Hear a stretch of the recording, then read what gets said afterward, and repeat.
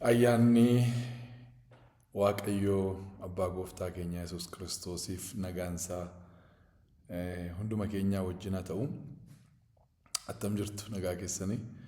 Macaafa Efesooniin barataa irraa amma kadhata Phaawulos warra Efesooniif kadhate inni nuyi ilaalaa jirru. Tokkoffaa irratti Waaqayyo hafuura ogeessota isin godhu. Ogeessota ta'a malee gowwoota hin ta'inaa jedhamti sagaleen Waaqayyoo ogeessota ta'a nuun jedha. Hafuura ogeessa nu godhu nu barbaachisaa jechuudha. Ogummaan kun macaafa qulqulluu keenya keessatti gara si'a 234 barreeffameera.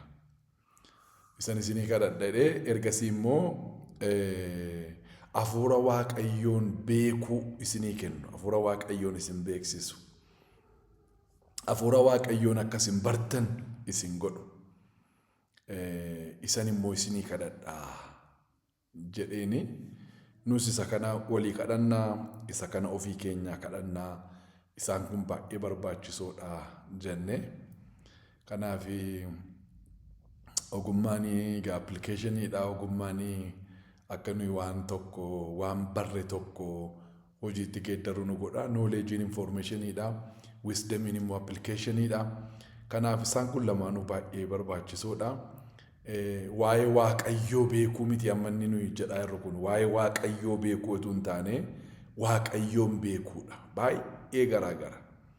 Waa'ee Waaqayyoon beekuu fi personaalii Waaqayyoon beekuun baay'ee walii lama. Nama tokko waa'ee isaa dubbisuu dandeessu, baayogiraafii isaa dubbisuu dandeessu. Karaa garaagaraarraa waa'ee nama tokko information odeeffannaa dhaga'uu dandeessu. Nama sana immoo beekuu dhuunfaatti beekuun immoo baay'ee waan garaagaraati. Kanaaf inni nuyi Waaqayyoon beennu kuni sadarkaa beekumsaattis beekneeni jireenyaanis immoo isa beeku.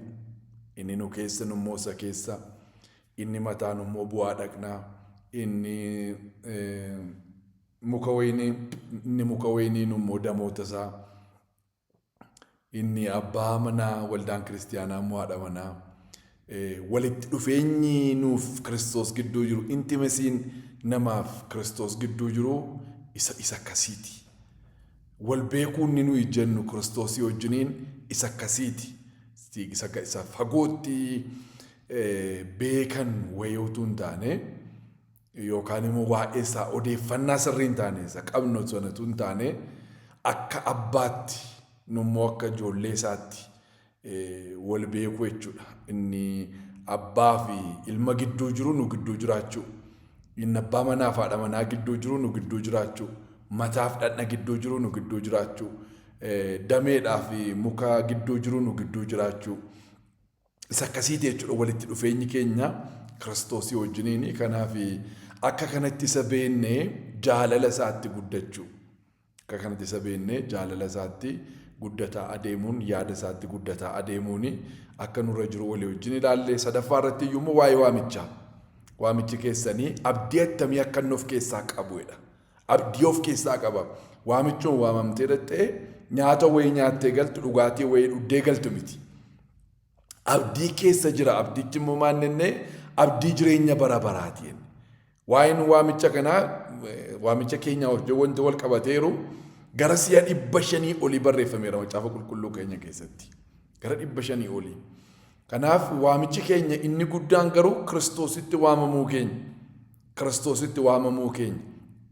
Nuun diinota kan turre nu waamee ijoollee isaa nu godhachuusaa.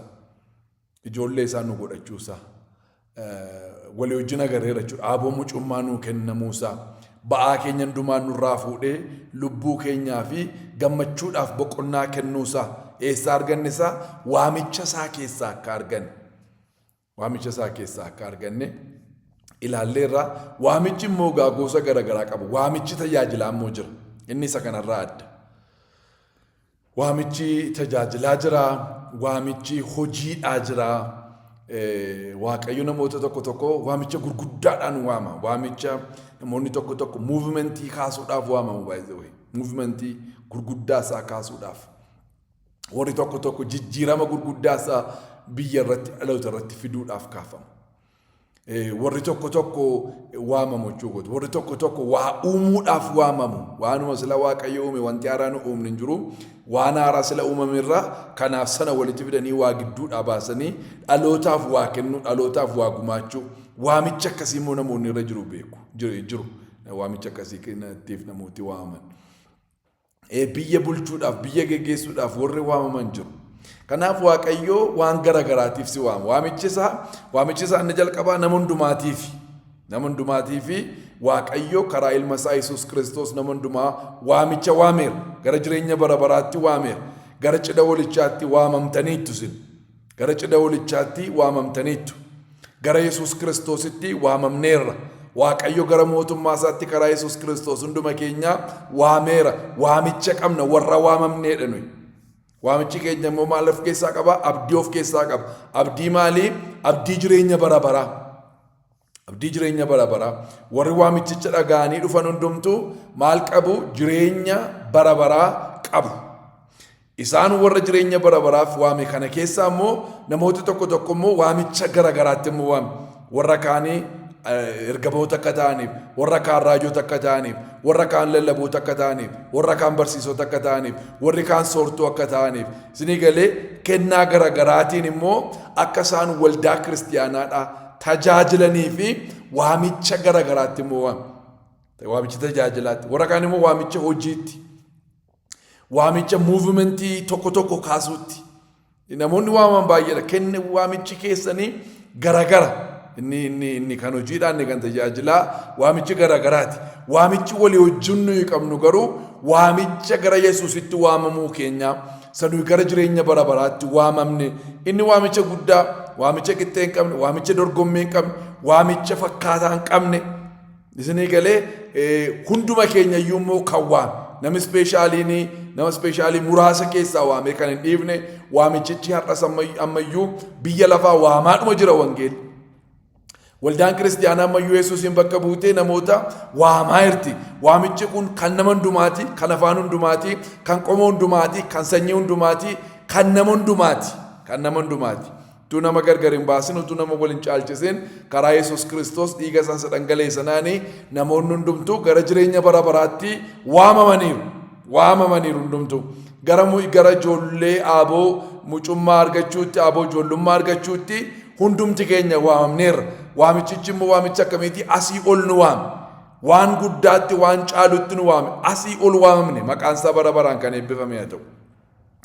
Isa kana akka ittiin yoo ilaallee gaariidha. Har'a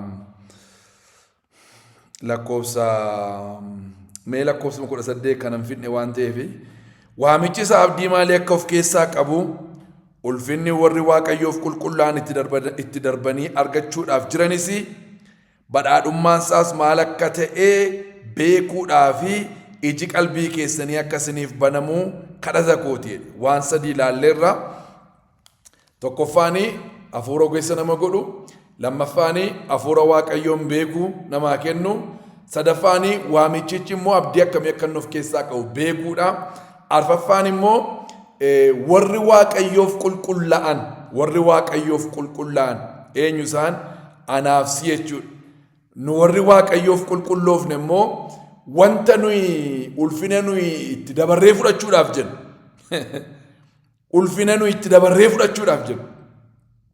Inni maal akka ta'e?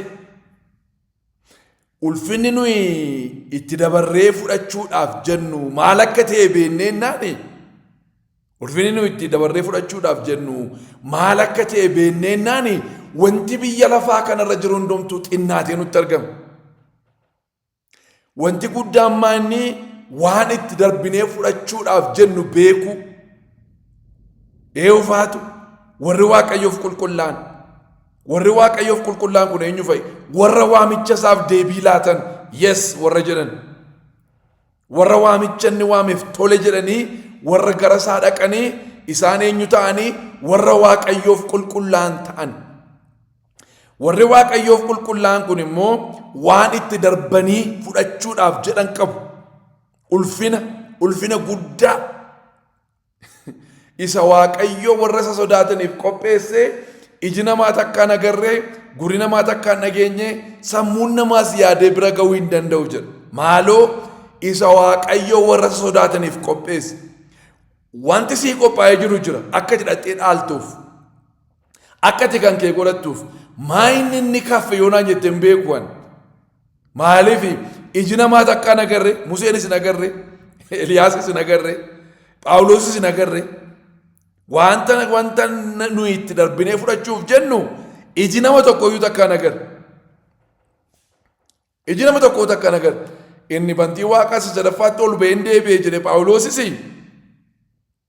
nutti himne argeeraadha nutti himne. Kanaafuu nagarreen dhee fudhan nagar. Macaafii garuu jala muree ka'e nutti himu namni takkaan agarreedha. Maaloo isa Waaqayyoo warra isa sodaataniif qopheesse namni takkaasan agarre. Iji namaa takkaan agarre tokkodha. Iji namaa waan amma lafa jiru arga. Hin jiru jechuudha amma lafa. Hin jiru bakka hin jiru. Iji namaa takkaan agarre. I assure you iji namaa amma gaafa gooftaa Yesuus Kiristoos deebi'ee dhufee namoonni kun dhaqanii fudhatanii kan isaanii godhatanittis iji namaa hin argu. Iji namaa hin argu. Isa Waaqayyoo nuu qopheesse amma ammaattis iji namaa hin agarre boris iji namaa hin argu. Ija foonii keenya kanaan namni tokkoyyuu arguu hin danda'u isa maal ta'e isa Waaqayyoo warra isa sodaataniif qopheesse. Gurri namaas takkaan nageenya hin caafamnes keessattis utuu caafame ta'e hin nageenye wanta nu amma dhageenye keessa hin jiru jechuudha. Namni mul'ata akkasiin argedhee dhufee nutti himuu hin danda'u. Maaliif hin mul'atu? Iji namaa takkaan agarre gurri namaas takkaan dhageenye gurri namaa boris iftaanis hin dhaga'u. Isa kam? Isa Waaqayyo nu qopheesse. Sammuun namaas yaaduu hin danda'u. Tarii akkas ta'inna laata jettanii yaaduus hin dandeessan. Ayiqiu guddaan qabaa warreettanii yaadan. Yaadanii bira ga'uu hin dandeessan kan. Namni kamuu yaadee tilmaamuu hin danda'u. Inni Waaqayyo warra isa sodaataniif qopheesse akkas ta'uu danda'a jedhee sammuun namaa iddoo inni ga'uu danda'u miti kun. Baay'ee waan guddaadha jechuudha. Inni Waaqayyo warra sodaataniif qopheesse. Amma gaamaayidha Phaawulosi ulfinni warri Waaqayyoof qulqullaa'an itti darbanii fudhachuudhaaf jedhan maal akka ta'e akka isaan beekaniif. Amma Museen isa lafarraa kana mana Fari'ooniin akka tuffatu tokko waan isa godhe jira. Isinii dubbisu.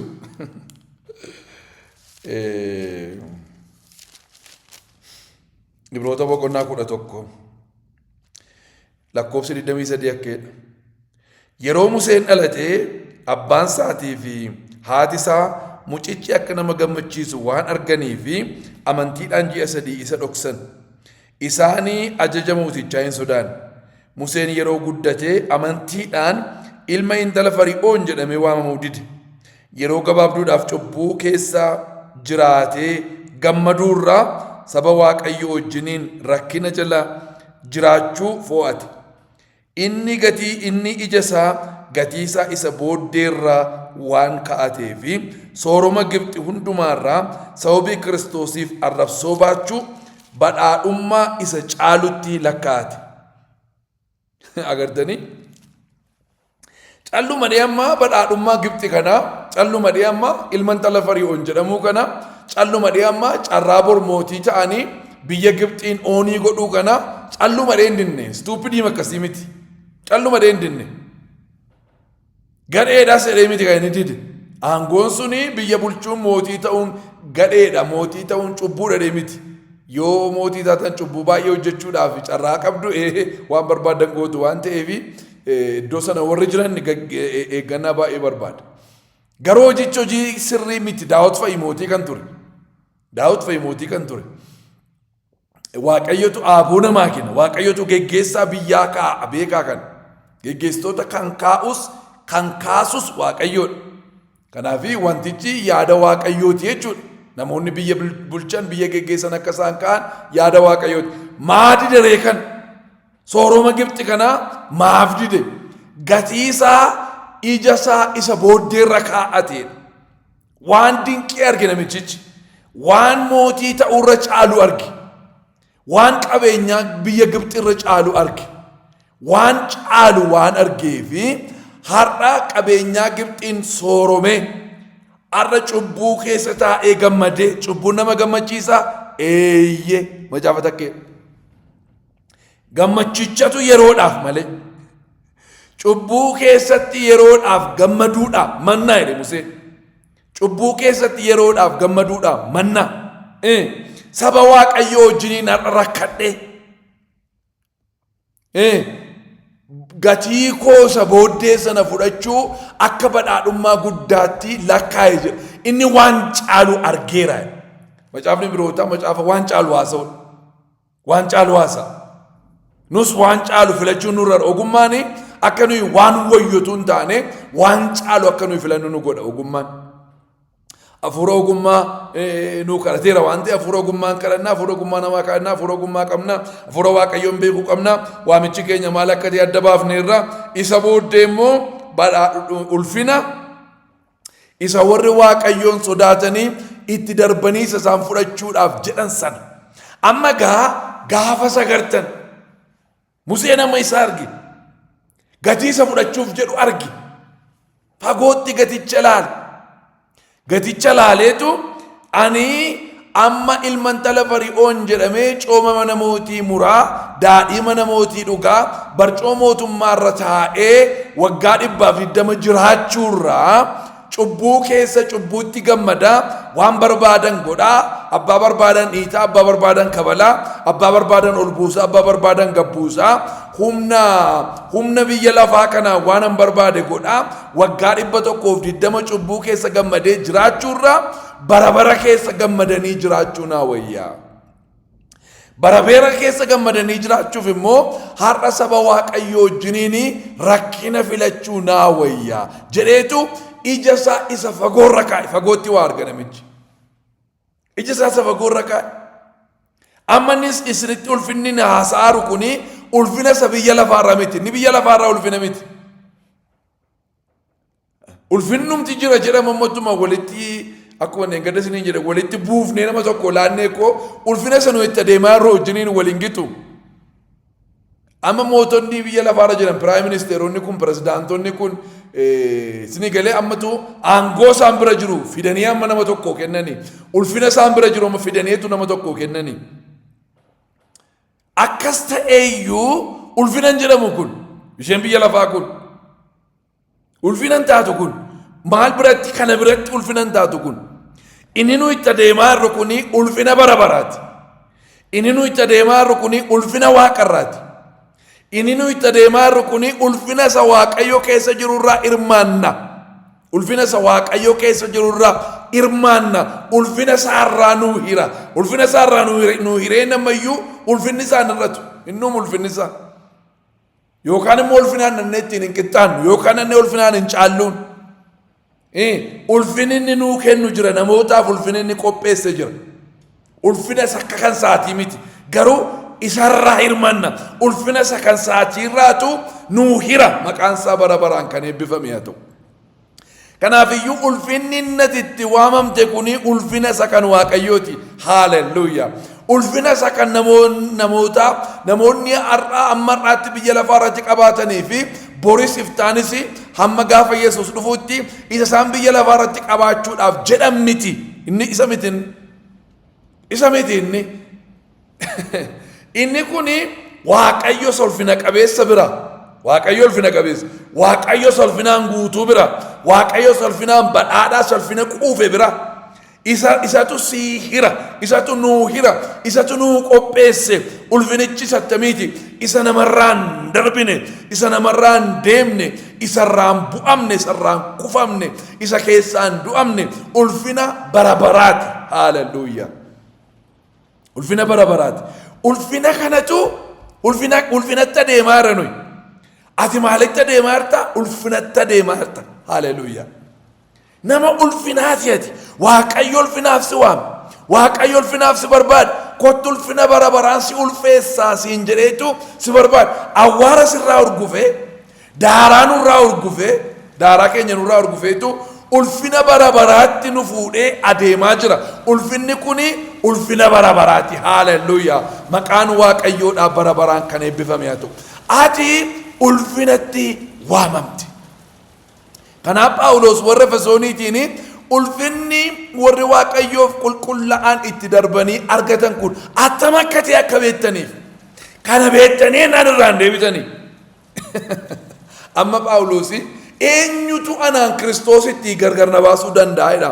Kana argee namichi ulfinatu jira waan ta'eef an ulfina kana argee homaanuu ulfina kamiinuu kanan geeddaroon jireenya kamiinuu geeddaroon. Jireenyi kun immoo karaa inni itti argamuu danda'u karaa Kiristoos qofa. Kanaafiyyuu eenyuyyuu anaan Kiristoositti gargar na baasuu hin danda'u. Wanti lafa kanarraas wanti waaqarraas wanti amma jirus wanti kanaa dhufuudhaaf jedhus jireenyis duunis dhiphinni garaagaraa dhufus wanti barbaade dhufee anaan kanatti adda na baasuu hin danda'an. Ergamoonni humti waaqarraa Gabriel faa dhufanii borii isaan amma argee kanarra waan biraa yoo natti manii hin jala jalattiidhaan hin ta'u jedhe. Warri wanti waaqarraas dhufee anaan Kiristoositti adda na baasuu hin danda'u. An Kiristoosiin mi'eeffadheera. Inni anaaf jireenya duun immoo bu'aa kooti jedhe. Kiristoos anaaf maal jireenya duutoo bu'aa kooti. Kisaaraa miti duuti jedhe.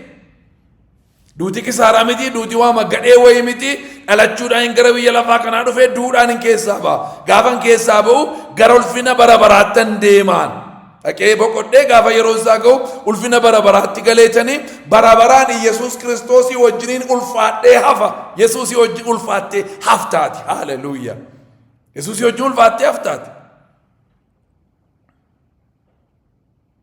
Ulfina kanattitu adeemaa jira.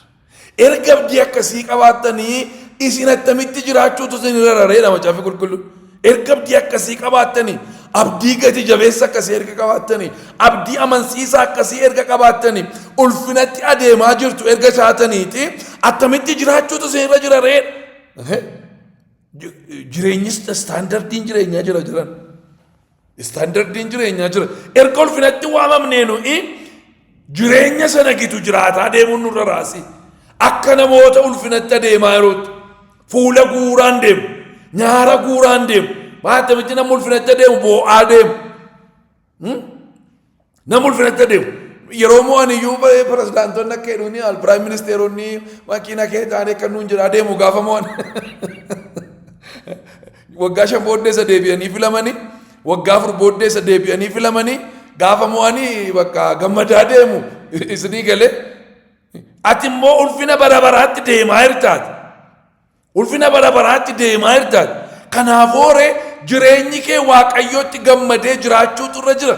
Gammachuu namni biyya lafaa kanaa hin gammanne gammaduu qabdaati. Yoo nyaattes, yoo beeloftes, yoo uffattes, yoo daartes, wanti biyya lafaa kanaa yoo guutes, yoo guutuu dhabaates maal goota ati ulfina bara baraatti waamamteetta. Ulfina bara baraatti waamamtee mati. Kanarraa attamitti hafama firoota koo. Jireenya kanatti Waaqayyo si waame jireenya kanarraa hafuu attamitti yaadda. Jireenya kanarraa attamitti hir'atta.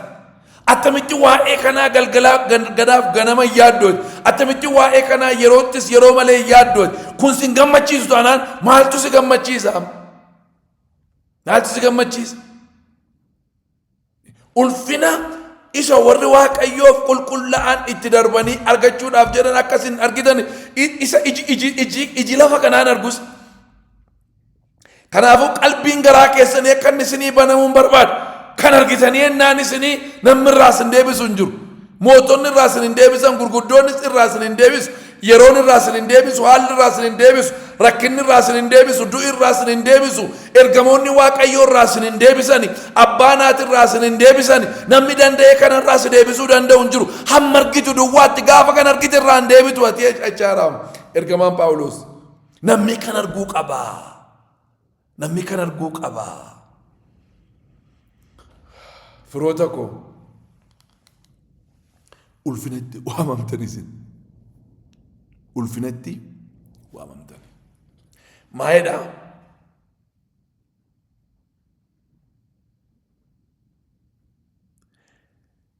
badhaadhummaan isaas maal akka ta'e beekuudhaa fi iji qalbii keessanii akkasanii ibsuuf kadhata kooti jedha. Badhaadhummaan isaas badhaadhummaan warri Waaqayyoof qulqullaan itti waamaman kuni badhaadhummaa isaan itti darbanii argachuuf jedhan kuni badhaadhummaan isaa suni akkam akka ta'e akkasin argitanii fi iji qalbii keessanii akka inni isinii banamuun barbaada. Sila kan argeeti malee namatti mittiin du'a. Ergamoonni kun ikkoo wangeela nuyi lallabaaru kanaaf du'anii. Wangeela kanaafitu inni kaan hin fannifame, inni kaan zayitii danfaa keessa bu'e, inni kaan billaadhaan baqaffame, inni kaan lafa namni hin jirre Phaaximaa iddoo jedhamutti warra akka Yohaannis fa'aa achitti gatamanii achitti du'anii. Namoonni kun ikkoo kan isaanii Phaawulosin etu namni itti boo'uutu Yerusaalemitti raajoonni ajjeefamuutu irra jira. Yeroo raajoonni itti dubbatan achitti akka qabamuu keetiin galtu yeroo ittiin jeen hin naqin nan lakkin nan naqaa akkuma nama konfiraansii deemu wayii godhe. Nan naqa raajiin Yerusaalemitti du'uutu malaa fi bakka achitti du'anii hin dhaqeen du'aa hidheetu gara Yerusaalemitti deeme namichi. Du'atu arganii akka isaanitti adeeman maaltu godhe? Qabamanii hidhamanii mana dhaatii baafamanii amma deebi'anii hidhamaa reebamaa tumamaa dhagaadhaan reebamaa qaccee sibiilaatiin garafamaa si'a 51 reebameedhaan Kiristoos si'a tokko duwwaa reebame Kiristoos 39 si'a tokko duwwaa qaccee Phaawulos ittiin reebame sanaan Kiristoos si'a tokko duwwaa reebame namichi kun si'a 5 reebamee maan dhiisu reebamee amma kan ulfina kan argeettamitti dhiise. Akka isaan hin dhiifne kan isaan godhe koo waan isaan arganiidha. Malee dhannuma akka keenyaa baatu jarri sibiila hin taane. Garuu dhiisuu hin danda'an kan arganee namichi dhiisu ulfina itti darbanii fudhachuuf jedhan badhaadhummaasa. Badhaadhaaltuu Waaqayyootiim ati. Badhaadhummaa Waaqayyoo mee kanatti hime? Maaliin lakkoof nama badhaadhummaa Waaqayyoodha? Isa dhaaltaa mati. Dhaaltuu Waaqayyooti jedhe. Badhaadhummaa sammuun namaa lakkaa'uu hin dandeenyetti deemaa jirta. Jireenya namni yaadee bira ga'uu hin dandeenyetti deemaa jirta. Waan iji namaa takkaa hin argineef gurri namaa takkaa hin dhageenye sammuun namaa yaadee bira ga'uu hin dandeenyettitu deemaa jirta. Isa Waaqayyo isa kana inni sii qopheesse. Isa kana inni sii qopheesse. Asuma lafa kana irratti yuunivarsiitii sii qopheesse ilaali kan waan inni sii qopheesse kana ilaali.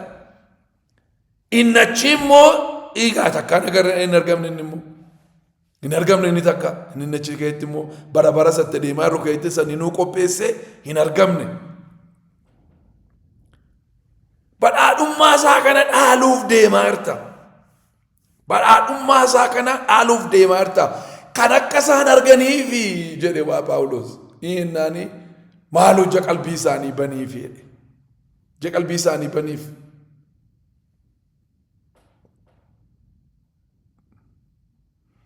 Waan sadii arguuf iji keenya banamuu turrara. Waamichi keenya abdii attamee akka nuuf keessaa qabu.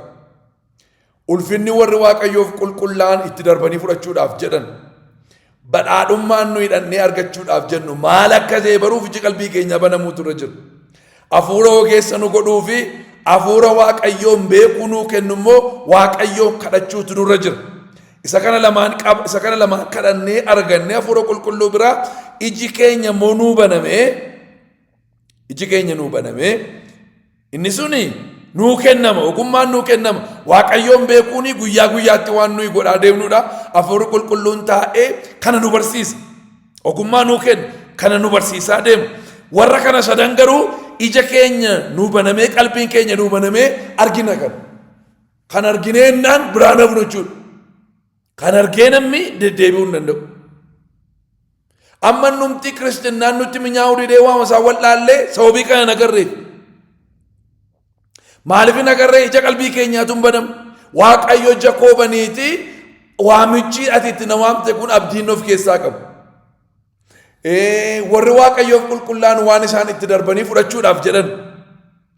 Badhaadhummaa isaan immoo argatan maayinni akka ta'e akka hin beekuu fi ija qalbii koo naa banii inni kadhachuu nurra jira. Waaqayyoo maqaa gooftaa Yesuus Kiristoosiin ija qalbii keessanii isiniif haban.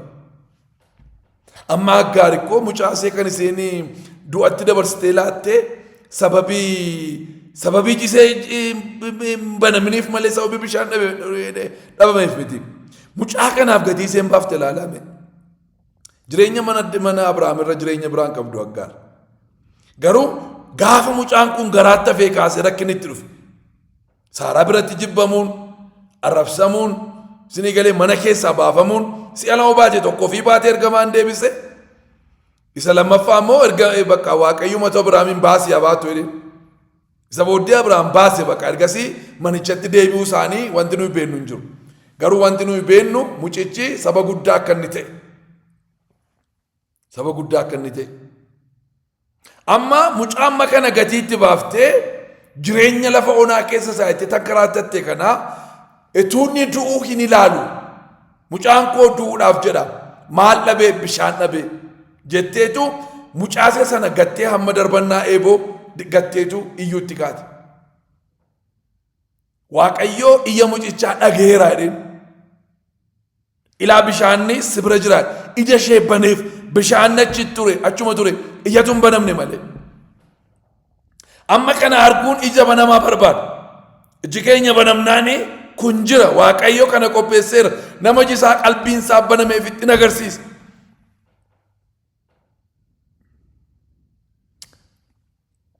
Naa'ooni Eelsaadha. Waraana dhufanii Eelsaatti marsan argee wayyoo yaa gooftaa koo hin banne. Maannennaani bakka waraanni warra Sooriyaadha guutanii ru'esse. Yaa Waaqayyo janaa koo kana banii fedhe. Eelsaani ergamoota konkolaataa fardeen abidda isatti naanna'anii jiran isin argeen. Inni kun waraanuma lafarraa duwwaa arga. Banneedha bakka joofuuniitiin ilaale. Innaa ijisaa banamee fi gaafa banamuu konkolaataa fardeen ibiddaa gaarota naannoo sanaa uwwisanii argan arge. Isinii galee? Wanti nuyi waan lafa kanaa ilaallee wacnuuf, wanti nuyi waan lafa kanaa ilaallee boonyuu fi sababuma ishee lafarraa kana duwwaa agarruuf. Waan argamu argineetu iyyina, waan argamu arginee boonyu, waan argamu arginee gammanna, waan ija fooniitiin argamu duwwaa. Kiristiyaanni garuu ija lama qaba, ija fuuraa waan jedhamu qaba. Iji qalbii ofii keenyaa, iji qalbii keenyaa banamuutu irra jira. Waaqayyo ija keessan isiniif habanu. Waan hafuuraa arguu akka dandeessanitti. Waan itti waamamtan arguu akka dandeessanitti. Ulfina isatti dabartanii fudhachuudhaaf jettan badhaadhummaa keessan isa waaqarraa, isa Waaqayyo karaa Yesuus Kiristoos isinii qopheessana arguu akka dandeessanii fi maqaa Yesuus Kiristoosiin iji qalbii keessanii isiniif habanamu. Iji qalbii keessanii isiniif habanamu. Ija qalbii isaanii baniifi jedheetu ergamaan Phaawulosii warra Efesoon kanaa fi Waaqayyoon kadhata. Anis isiniif kadhannaan koo iji qalbii keessanii akka inni isinii banamuudha. Kunis nu hundumti keenya, kunis nu warra amanneef humni isaa safara malee guddaa akka ta'e, aangoonsaa inni jabaanis nu gidduutti akka hojjetu akka beennuufi ture jedha. Inni kunis maaliif? Inni kunis nu warra amanneef, nu warra amanneef humni isaa safara malee guddaa.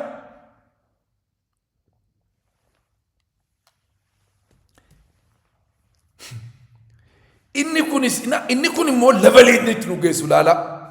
Addunyaa hafuuraan inni itti nu deemsisu laala.